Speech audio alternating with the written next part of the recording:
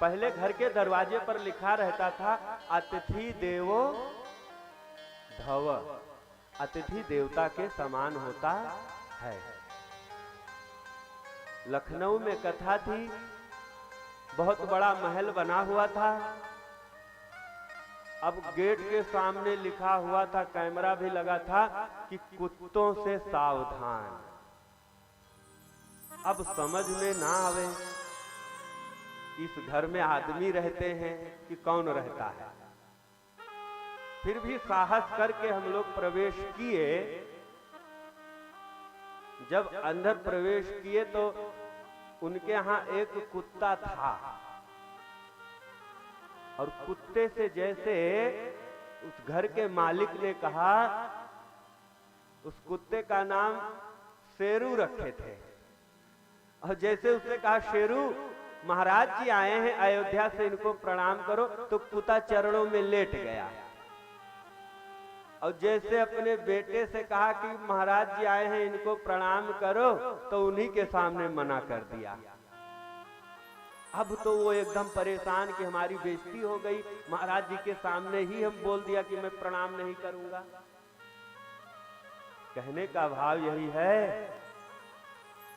ये संस्कार यदि बचपन से दिए जाते तो शायद माँ बाप को कहना भी नहीं पड़ता, बिना कहे बच्चा आके प्रणाम करता।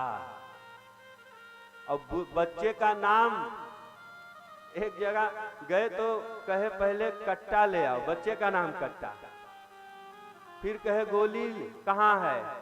सब ये लोग डर गए बेचारे, ये अभी पहुंचे हैं, कोई गलती भी नहीं की, ये क्या कह रहे हैं। तो ऐसे ऐसे नाम हैं इस जगत में। परमात्मा के नाम की जगह आज कौन से नाम रखे जाते हैं। नामकरण संस्कार होता था। 16 संस्कार हमारे यहाँ बताए गए हैं। संस्कार विधि नाम की पुस्तक में लिखा हुआ है, लेकिन हमने कभी देखने का प्रयास नहीं किया, पढ़ने का प्रयास नहीं किया। संस्कार हमारे घर से लुप्त हो गए। विवाह भी होता है तो कहेंगे महाराज आधे घंटे में करा दो।